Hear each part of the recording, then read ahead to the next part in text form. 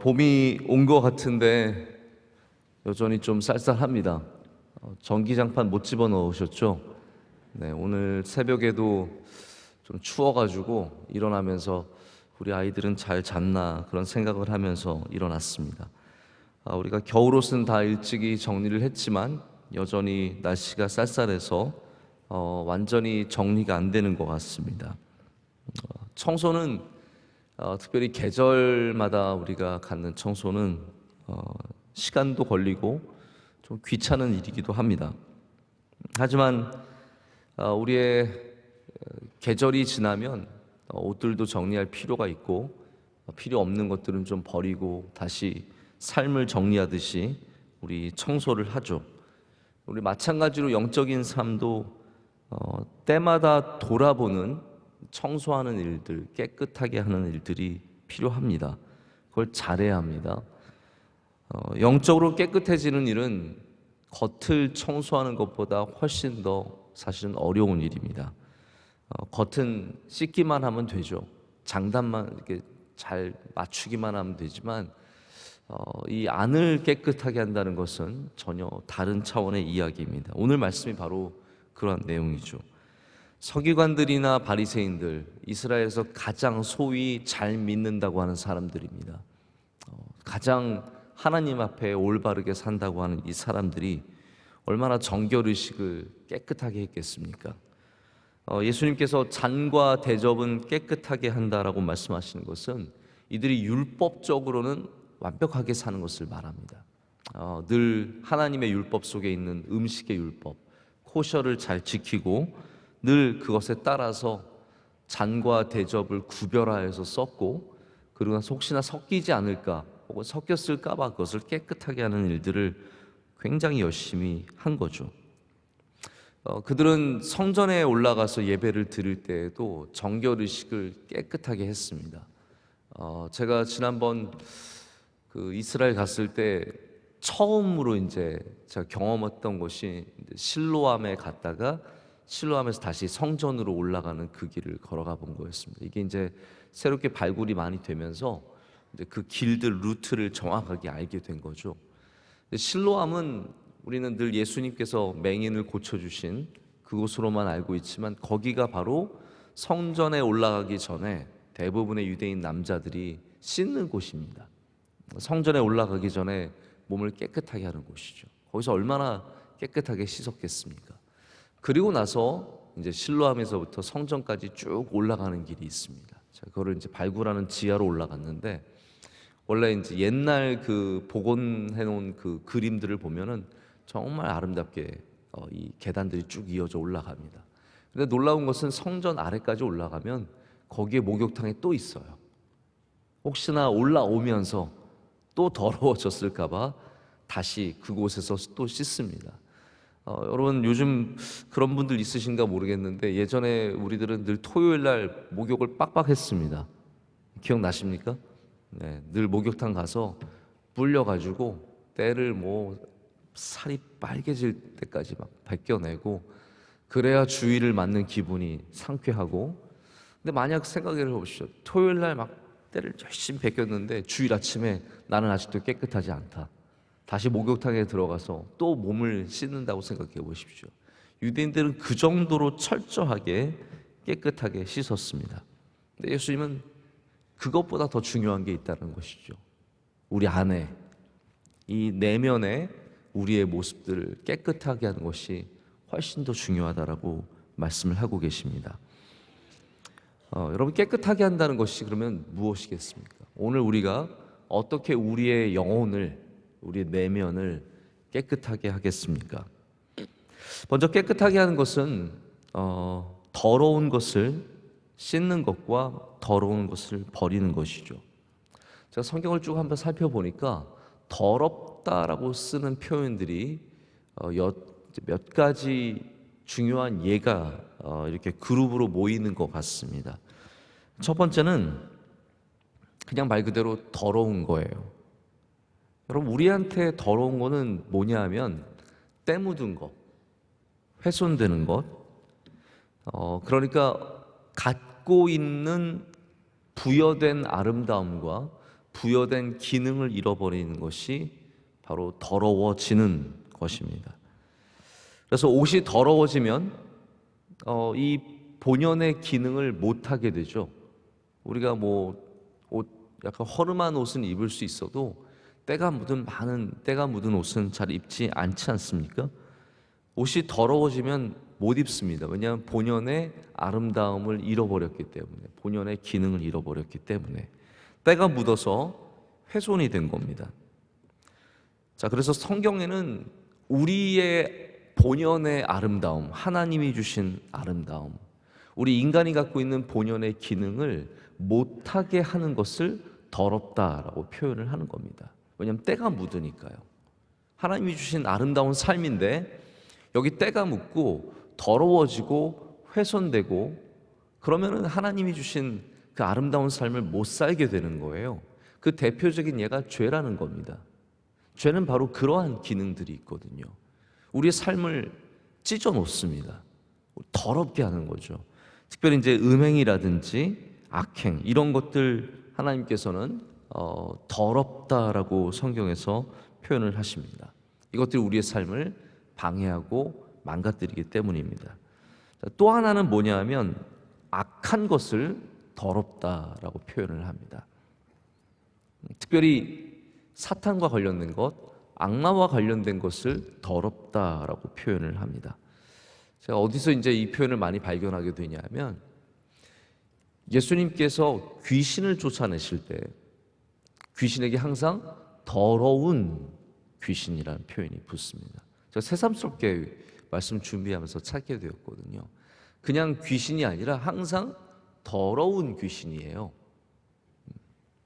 왜 여러분 귀신은 더러운 걸까요? 귀신이 몇 년 동안 머리 안 감아서? 귀신 다 머리가 길잖아요. 하고 나타나는데, 처녀 귀신이 나타나는데 머리 냄새가 막 더러워가지고 옷을 귀신이 안 갈아입어서 더럽습니까? 뭐가 막 묻어가지고 길에 다니면서 뭘 많이 묻혀 다녀서 더럽습니까? 그런 게 아니죠. 악한 것을 더럽다라고 주님은 표현하십니다. 악한 것은 무엇입니까? 하나님의 반대되는 것. 사탄이 바로 하나님의 반대되는 존재이고 악한 것을 갖고 있는 존재이죠. 여러분, 다시 말하자면 우리를 깨끗하게 한다라고 했을 때는 첫 번째로는 우리의 하나님의 백성됨을 때묻게 하는, 더럽게 하는, 훼손되게 하는, 못 알아보게 하는 그런 죄를 내어놓는 것을 말합니다. 할렐루야. 깨끗게 한다는 것은 우리 내면에 있는 나의 하나님의 백성, 주님의 제자, 그리스도인 됨을 훼손하는 바로 그런 것들을 씻어내는, 깨끗게 하는 것을 말하고, 두 번째로는 바로 이렇게 악한 것, 하나님과 대치되는 것, 특별히 악마, 사탄과 관련된 것들, 이것들을 버리는 것인데, 차이점이 있다면 이거예요. 더러운 귀신은 예수님께서 쫓아내 주시는 겁니다. 우리가 더러운 귀신을 쫓아낼 만한 능력이 없기 때문에 주님을 힘입어 나사렛 예수의 이름으로 명하노니 더러운 귀신아 물러갈지어다. 이 더러운 것은 나의 힘만으로는 못 싸운다는 거예요. 우리가 가서 우리의 옷은 깨끗이 빨 수 있고 죄를 멀리하기 위해서 또 오늘 다시 또 깨어서 정신 차릴 수 있겠지만, 정말 악하고 이 더러운 귀신들, 하나님과 대치되는 이 힘들은 예수 그리스도를 힘입어 주의 보혈로, 제가 그래서 오늘 찬송가를 일부러 263장 보혈의 찬송을 부른 것은 우리를 깨끗게 하는 힘이 보혈에 있기 때문입니다. 나의 힘만으로는, 나의 능력만으로는 깨끗해질 수 없는 것이죠. 이 악한 것을 우리가 어떻게 싸워서 이길 수 있겠습니까? 이 더러운 것을, 더러운 것은 피해가면 다 되는 것 같지만 더러운 것을 어떻게 싸워서 이길 수 있겠습니까? 주님의 은혜로, 할렐루야, 예수님께서 역사하셔야 됩니다. 그래서 야고보서 1장 12절 말씀은, 21절 말씀은 이런 얘기가 있어요. 제가 말씀을 찾다 보니까 이게 같이 있더라고요. 그러므로 모든 더러운 것과 넘치는 악을 내버리고, 이게 오늘 그 두 가지잖아요. 모든 더러운 것과 넘치는 악을 내버리고 너희 영혼을 능히 구원받을 바 마음에 심어진 말씀을 온유함으로 받으라. 할렐루야. 말씀을 받음으로 우리가 이 더러운 것과 악한 것을 내어버리는 은혜를 누리게 될 줄로 믿습니다. 자, 이것이 이제 더러움, 깨끗게 하는 첫 번째 우리의 발걸음이라면, 두 번째 우리가 깨끗하게 하기 위해서는 정리를 잘해야 됩니다.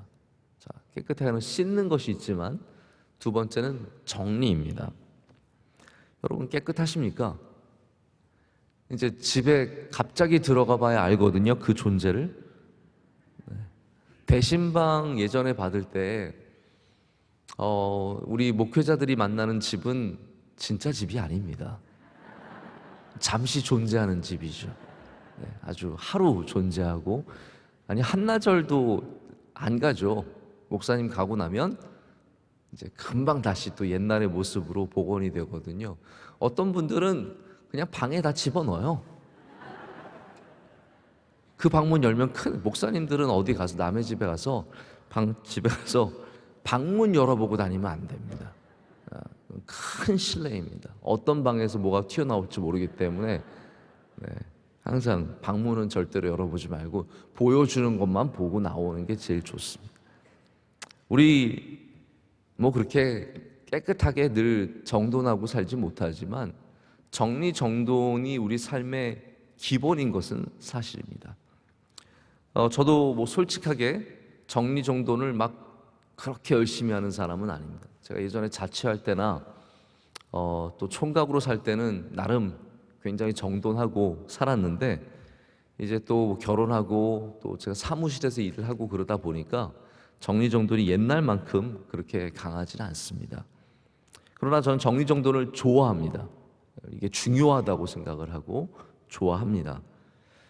정리정돈의 기본은 필요 없는 것들을 먼저는 사지 않는 것이고요, 그 다음에 필요 없는 것들을 어떻게 빨리 잘 정돈할 수 있느냐, 내버릴 수 있느냐, 그리고 나서는 중요한 것들을 중심으로 어떻게 배치할 수 있느냐 이거든요. 어떤 분들은 아름다움을 중심으로 배치하시겠지만 저는 그건 방식이 아니라고 생각합니다.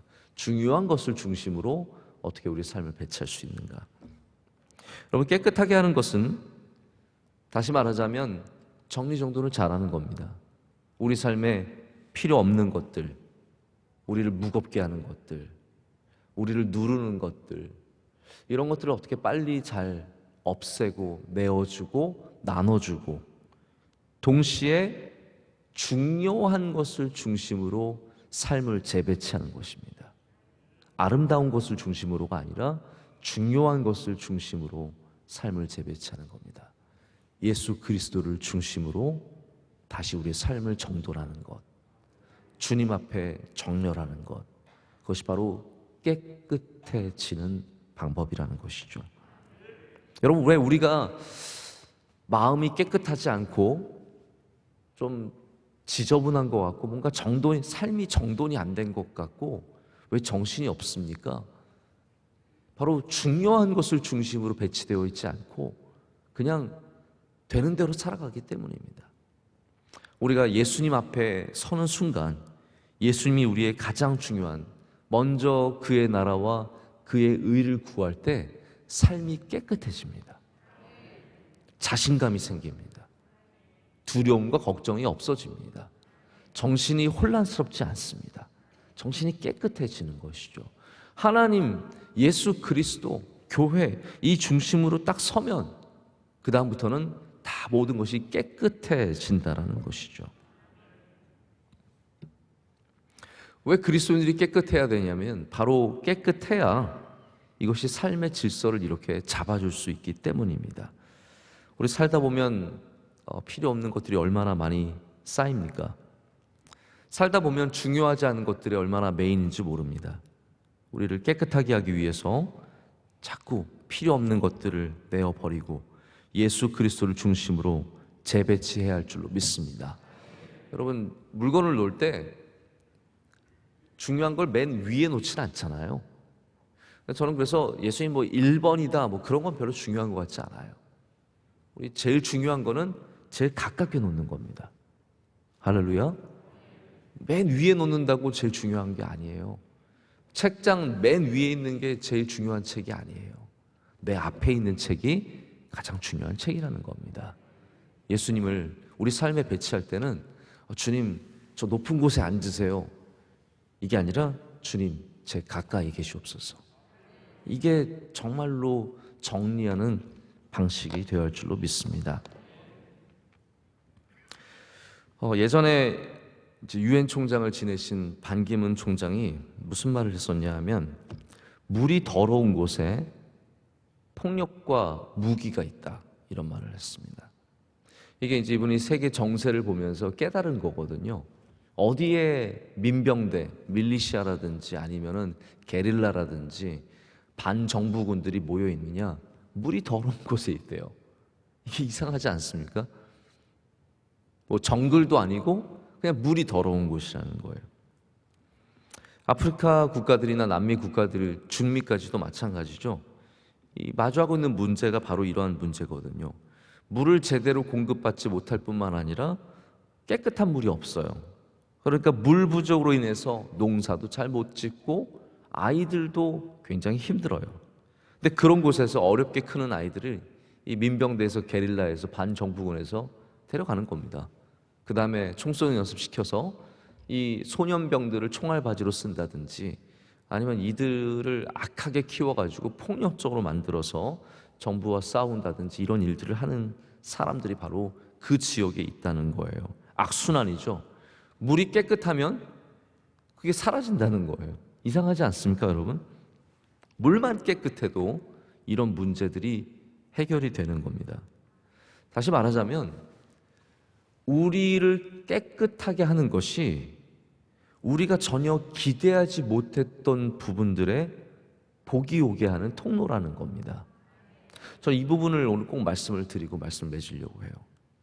여러분, 그냥 깨끗하면 좋습니까? 맞습니다. 깨끗하면 건강하죠. 깨끗하면은 보기에 좋죠. 근데 영적인 원리는 뭐냐면 우리가 깨끗해질 때 우리가 전혀 예상하지 못했던 곳에서 열매가 맺히는 겁니다. 우리가 전혀 기대하지 않았던 부분에서 하나님이 주신 은혜를 맛보게 되는 거예요. 죄를 멀리하고 악을 멀리하고 더러운 것을 멀리하고 여러분이 예수 그리스도 중심으로 다시 삶을 재배치할 때 내가 전혀 생각해보지 않았던 부분에서 하나님이 은혜를 주시는 것을 만난다는 것이죠. 그게 우리의 자녀가 될 수도 있고 그게 우리의 나의 기업이 될 수도 있고 건강이 될 수도 있고 관계가 될 수도 있고 가정이 될 수도 있고. 할렐루야. 어떤 부분에서 하나님이 은혜 주실지는 잘 모르지만 분명히 기대하지 않았던 곳, 우리는 뭐 손이 깨끗하면 손이 예쁘다? 아니에요. 우리가 이번에 코로나19를 통해서 경험하는 것은 뭐냐면 손을 깨끗하게 하면 온몸이 건강한 거예요. 이게 이상하잖아요. 얼굴이 깨끗하면 사람들이 나를 좋게 보기 시작하고 좋게 보기 시작하면은 그게 좋은 직장을 얻기도 하고 좋은 사람을 만나기도 하고 전혀 다른 쪽으로 이게 방향이 잡힌다라는 겁니다. 깨끗게 하는 것은 우리 삶에 기대하지 못했던 부분들을 고치는 길입니다. 우리가 주님 앞에 서서 우리의 내면을 주님 기뻐하신 이 안을 깨끗게 하고 성령의 불과 성령의 물로 깨끗함을 얻을 때 우리가 생각해보지 못했던 부분들이 고쳐지고 바뀌고 새로움을 얻게 될 줄로 믿습니다. 말씀을 맺겠습니다.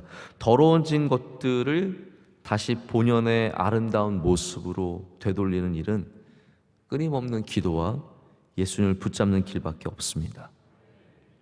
우리 한 가지 위안이 있다면 예수님은 더러운 사람을 한 번도 외면하신 적이 없으십니다.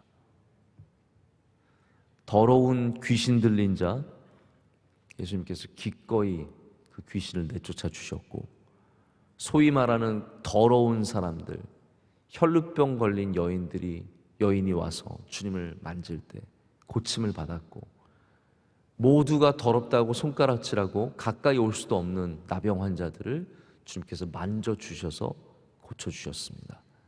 더러운 것은 주님께 가까이 가는 것에 방해가 될 수 없습니다. 그렇기 때문에 우리 모두가 오늘 이 아침에 주님 가까이 가셔서 깨끗함을 얻고 그 자유함으로 오늘 우리에게 주신 삶 가운데 우리가 전혀 예상하지 못한 곳에서 은혜를 얻는 그런 하루가 되기를 축복합니다.